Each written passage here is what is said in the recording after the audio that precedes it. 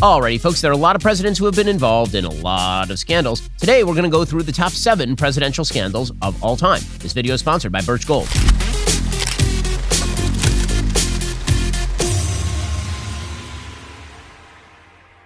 Alrighty, folks, so to make this interesting, we're going to go in reverse order of scandal. There are going to be some surprises in here for you. So why don't we begin with the scandal that ranks number 7 on the list of presidential scandals? Not number 7 in terms of interest level. In terms of interest level, it might be number 1. But in terms of actual scandalousness of the scandal, Lewinsky Gate ranks at number 7. And the reason Lewinsky Gate doesn't rank higher is because it may not even be the worst Clinton scandal.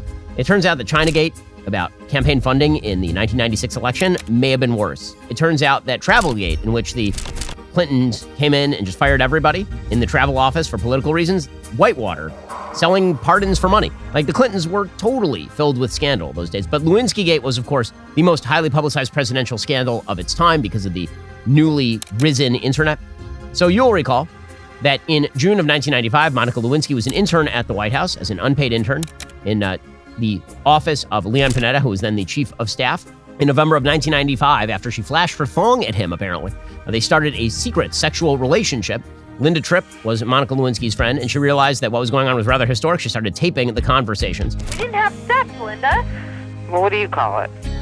We fooled around. By December of that year, Monica Lewinsky had moved into a paid position in the Office of Legislative Affairs and was ferrying mail and other things to the Oval Office. All of this ended up breaking out into the open in 1998 because Monica Lewinsky was subpoenaed by lawyers for Paula Jones. Paula Jones, of course, had accused the president of sexual assault in a civil suit before he was president of the United States, and he had basically claimed that he had had no more affairs of this type, and Lewinsky ended up being subpoenaed. Lewinsky filed an affidavit in January of 1998 in which she denied ever having some sort of sexual relationship with Clinton. This, of course, was a lie. A couple of days later, Linda Tripp delivered the tapes to her own lawyer, and then a couple of days after that, Linda Tripp contacted Whitewater independent counsel Ken Starr to talk about Lewinsky and the tapes that she made of their conversations. This all broke out in the open late January, after Newsweek apparently had the scoop but was hesitant about running it.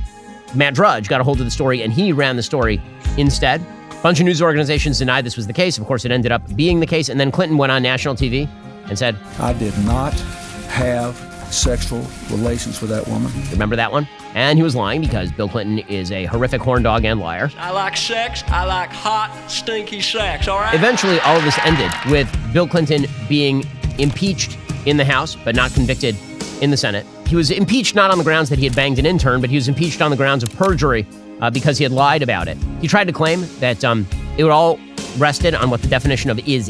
It depends upon what the meaning of the word is. Or whether oral sex was, in fact, a form of sex.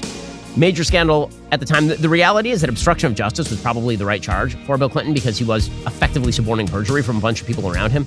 But it ends up basically destroying Clinton's credibility for the last couple of years of his administration, despite the fact that it was seen as sort of backfiring on Republicans. Al Gore ends up losing the 2000 election largely because of Monica Lewinsky. The other problem here is that when we're talking about affairs in the White House, like at least 9 that I can count had affairs while they were in the White House. And that, of course, includes JFK, who's way worse than Bill Clinton. Way, way worse. I understand that we're all supposed to pretend JFK was a wonderful person. JFK nailed anything within a 300-foot radius. We talk about Bill Clinton and Monica Lewinsky going after the interns. Monica was 21. Mimi Alford was 19. And JFK invited her to, like, the White House pool. And she was like, well, should I go to I don't have a bathing suit. He's like, don't worry, I have some here.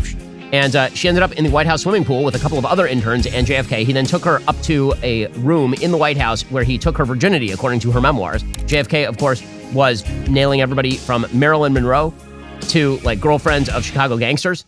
And that all never made it to the public eye, even though the media knew full well about it because the media were protecting him. So, as far as where Bill Clinton even ranks among the horn dogs in office, Bill Clinton is at least number 2 in that category. JFK is an easy number 1. But LBJ was there too. I mean, like, there are a bunch of them who are real bad. Okay, number 6, you have to go all the way back in time to the U.S. Grant administration for the Credit Mobilier scandal. This one is, for fans of history, a big scandal, but for everybody else, never heard of it. Ulysses S. Grant has been unfairly tarnished as someone who is okay with corruption and cronyism, but the reality is that Credit Mobilier really had nothing to do with Ulysses S. Grant. It had to do with other members of his administration. So essentially, the Union Pacific Railroad was being built, and it was being built on the back of Credit Mobilier of America. It was part of a complex arrangement where basically a few people in government were directing all sorts of money to a few particular magnates who were building the Union Pacific Railroad. They were basically impoverishing the public for their own personal aggrandizement. It ended up with the censuring of a congressperson named Oakes Ames, who's a congressman from Massachusetts. Several other people, including the vice president of the United States, were absolved of involvement, but may indeed have been involved. This ranks in at number 7 because it did tarnish unfairly Ulysses S. Grant's presidency. Grant is actually one of our better presidents, and historians now are reevaluating his presidency. When I was growing up, Ulysses S. Grant was considered one of our worst presidents. Now, a lot of historians have him in the top 10, largely because of this. Okay, number 5, Huntergate. So, this is only because we haven't established, the final details of Huntergate. If we establish the final details, which is money moving directly into Joe Biden's account, Huntergate is actually way higher on this list, especially because it's going to implicate a sitting president of the United States, and it's going to implicate him in open foreign corruption when he was vice president of the United States. I'm going to get in trouble. I feel it coming. For those who haven't been following Huntergate, here's a brief synopsis. Hunter Biden is the president of the United States' derelict, drug-addicted, whore-addicted son. And all he does for a living is travel around to foreign countries picking up bags of cash by using his daddy's last name. This part is fully known and acknowledged. The only question is whether those bags of cash were done with Joe Biden's permission. We now have good evidence by Devin Archer, who's the business partner of Hunter Biden, that Joe was literally calling into business meetings. We know full well that Joe Biden was squiring Hunter Biden around. We know that Joe Biden was presiding over Ukrainian foreign policy and getting prosecutors fired at a time when those prosecutors in Ukraine were looking at a company where Hunter Biden was on the board. If the prosecutor's not fired, you're not getting the money. Oh, son of a bitch. Got fired. So all that's really left there is to dot a few final I's and cross a few final T's, and this rises on the scale of scandalous behavior because obviously the sitting vice president of the United States receiving money from a foreign country in order to impact foreign policy is really, really bad. But we have to wait for sort of final confirmation. When we get final confirmation, this one is going to rise to at least number 4, maybe number 3. We'll get to more on these presidential scandals in just one moment. First, we are days away from the Durban Accords, the greatest threat to U.S. dollar global dominance in the past 80 years. On August 22nd, BRICS nations, Brazil, Russia, India, China, South Africa, they are expected to announce the launch of a new international supercurrency backed by gold or other commodities. As part of their long-term plan to supplant the U.S. and the dollar as cornerstones of the global financial system. This means the price of gold is likely to go up. You can protect your IRA or 401k from the fallout from this landmark announcement by diversifying with gold from my friends over at Birch Gold. Historically, gold has been a safe haven in times of high uncertainty. Well, right now it's pretty damned uncertain. Birch Gold, those are the people I buy my gold from, so do thousands of other concerned savers. When currencies fail, gold is a safe haven. How much more time does the dollar have? Protect your savings with gold. Birch Gold has an A+ rating with the Better Business Bureau, thousands of happy customers. Text BEN to 989898. Get your free info kit on gold. If a central bank digital currency becomes a reality, it'll be nice to have some gold to depend on. Again, text BEN to 989898 to get started. Birch Gold, they're the people I trust. Ask all your questions, get them answered, and then invest in gold if you so choose with my friends over at Birch Gold by texting BEN to 989898. Number 4, Chappaquiddick. So Chappaquiddick would be higher on this list, except for the fact that Senator Kennedy, Ted Kennedy at the time, was a senator and not president of the United States. All of these other scandals are going to involve presidents of the United States and the White House. The reason this was so important is because it probably finally destroyed the credibility of sort of our political justice system entirely. Senator Ted Kennedy was the heir apparent in the Kennedy family. So first it was JFK, JFK gets assassinated. Then it was Bobby, Bobby gets assassinated. Next in line is clearly Ted. Ted is sort of a ne'er-do-well son who ends up as senator of Massachusetts because his brothers keep getting assassinated, which is tragic and horrifying, but here is Ted Kennedy. Ted Kennedy is an incompetent, Ted Kennedy is a habitual drunk, and he's a womanizer, and he ends up driving a woman with whom he was presumably having an affair, Mary Jo Kopechne, off of a bridge in Chappaquiddick. He apparently accidentally made a wrong turn onto a dirt road leading to a one-lane bridge, and then he proceeds to crash the car off the bridge into the water. He rolls down his window and leaves the car. She is in the backseat of the car for a reason no one can discern. She ends up drowning in what is a fairly shallow river. He swims to safety. He goes to somebody else's house. He beds down for the night. And the next morning, he says, oh, maybe I should call the cops about this. By which point, Mary Jo Kopechne is super dead. Her death could have happened at any time between about 11:30 p.m. Friday and 1 a.m. on Saturday. It's unclear when that happened or how long she was alive in the car. There's actually a very good movie that they made about Chappaquiddick that is worth the watch. Kennedy then pretended that he'd been badly hurt in the crash. He tried to play victim, and he ended up getting a 2-month suspended jail sentence. Now, if you or I drove off a bridge with a woman in the back and then left her to die in the back of the car, and then swam to safety and didn't call the cops until the next morning, at that point, you would go to jail for manslaughter at the very least. Senator Kennedy ended up not even going to jail at all because this, of course, was Martha's Vineyard, and you're allowed to get away with that sort of thing. A judicial inquest in 1970 concluded that Kennedy and Kopechne did not intend to take the ferry and that Kennedy intentionally turned toward the bridge, operating his vehicle negligently. He was probably drunk beyond all measure. That's probably the reason he didn't call the cops, by the way, is because the minute he calls the cops, they realize he's driven off a bridge, drunk, and killed a lady. And so you wait until the next morning, and it's out of your system. At a court hearing, Kennedy then said that his accident made no sense to me, and he regarded his failure to report the accident immediately as indefensible. He had his driver's license suspended for 16 months for all of this. This is a major scandal because it basically destroys the Kennedy family's chances at the presidency. Also, because, again, it demonstrates to the public that if your last name is Kennedy, or as it turns out Clinton, or as it turns out Biden, you can get away with pretty much anything.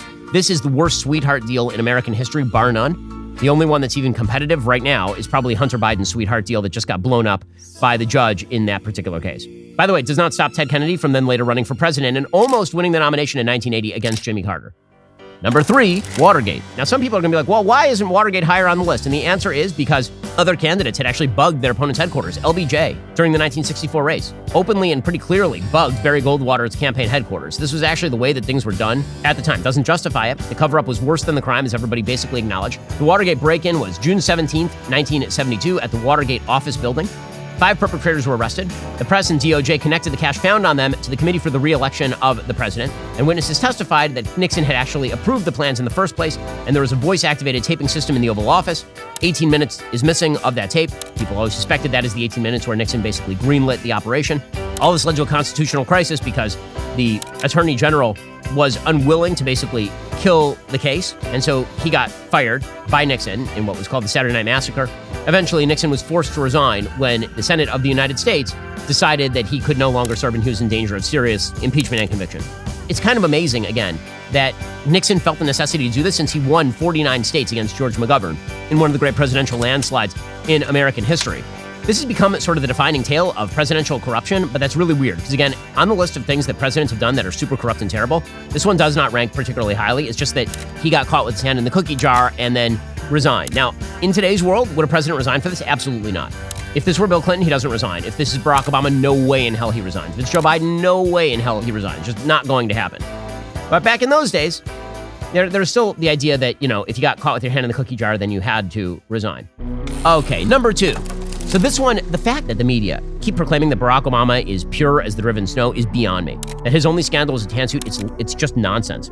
During Barack Obama's presidency, he literally used the IRS to target his political opponents. That's insane. I don't care if you're a conservative, a liberal, a Democrat, or a Republican. This should send a chill up your spine. So Lois Lerner presided over all this. There was no clear order from Barack Obama to Lois Lerner, cut all the nonprofits, but he had spoken publicly about why they should be cut, and then she just kind of picked up the baton and ran with it. Every Tea Party nonprofit basically came under scrutiny. In June of 2011, the Ways and Means Chairman Dave Camp sent a letter to former IRS Commissioner Schulman saying the IRS appears to have selectively targeted certain taxpayers engaged in political speech. There must have been communications because literally thousands of emails from Lois Lerner's computers went missing. Magically, poof, they are gone. The IRS attempted to recover Lerner's hard drive to no avail. In March of 2012, the Republican House Oversight Committee Chairman Darrell Issa expressed concerns the IRS Inspector General of the Tea Party groups were being unfairly targeted by the agency. Doug Shulman, the IRS commissioner, when the targeting program got underway, denied that to lawmakers. In July of 2012, Issa requested the Inspector General audit the IRS. The IRS Inspector General wrote a letter to Issa confirming an audit was underway. By 2013, Lois Lerner was warning colleagues to be cautious about what we say in emails. In 2013, this is when it finally erupted, that the IRS had in fact been targeting all of Barack Obama's political opponents. And then Obama said that this was inexcusable. I've got no patience with it. I will not tolerate it, and we'll make sure that we find out exactly what happened on this. All of this was a lie. Lois Lerner, who was lower down at the IRS, ended up basically taking a paid retirement. Obama then told Bill O'Reilly in 2014 there was not a smidgen of corruption at the IRS. There were some boneheaded decisions out of a but no local mass office. corruption. Not even a smidgen of corruption. Obviously. Okay. In the end, by 2017, when Donald Trump had taken office, the DOJ settled with plaintiffs' groups that were improperly targeted by the IRS. In 2015, a joint investigation by the DOJ and FBI found substantial evidence of mismanagement, poor judgment, and institutional inertia, but no evidence that any IRS official acted based on political, discriminatory, corrupt, or other inappropriate motives that would support a criminal prosecution. That, of course, was cover-up by the DOJ and the FBI, who were being run at the time by, remember, Barack Obama. The IRS scandal, totally underrated scandal in American political history. And then number 1 is Russiagate. By far. The Russiagate scandal has just grown and grown in terms of the size and importance it takes on in American political life. In 2015, 2016, Hillary Clinton targeted Donald Trump. Fusion GPS, which was a firm hired by her legal team, put together the so-called Steele dossier. Then they attempted to launder this via Barack Obama's FBI into a giant years-long investigation that consumed not only parts of the 2016 election, but the entirety of Donald Trump's presidency. It led to the idiotic Mueller Commission. It led to claims by Adam Schiff that Donald Trump was a Russian tool. It led to the DOJ and the FBI bogging down Donald Trump and everyone around him with subpoenas and legal cases for literally years on end. This entire investigation was launched on the very slim read that a low-level foreign policy aide named George Papadopoulos had a conversation in a bar with an Australian about how he had heard that the Russians were pitching material to the Trump campaign. There were apparently over 500,000 articles published about Russia and Trump during the 22 months of special counsel Robert Mueller's investigation. The Washington Post and New York Times ended up winning Pulitzers for their coverage of the scandal. All of this is a black mark on the FBI, a black mark on the DOJ. It destroyed institutional trust in both organizations. The mainstream media, which declared that Donald Trump was a cat's paw of the Russians, simultaneously ignoring everything with regard to Hillary Clinton and overtly covering up scandals like the Hunter Biden laptop and Huntergate. All of that led to the decline of credibility of the media. It is hard to think of a scandal that has broken more institutions in the United States than the Russiagate scandal, which was a non-scandal because, again, it was really a scandal about the Obama administration, not a scandal about the Trump administration. It was about how Obama worked with Hillary Clinton, worked with the DOJ, worked with the FBI to target Hillary Clinton's political opponent in a presidential election and then stretch that beyond the election into the presidency of Donald J. Trump. So there you have it, the top government scandals in American history. If I missed any, leave them in the comments below.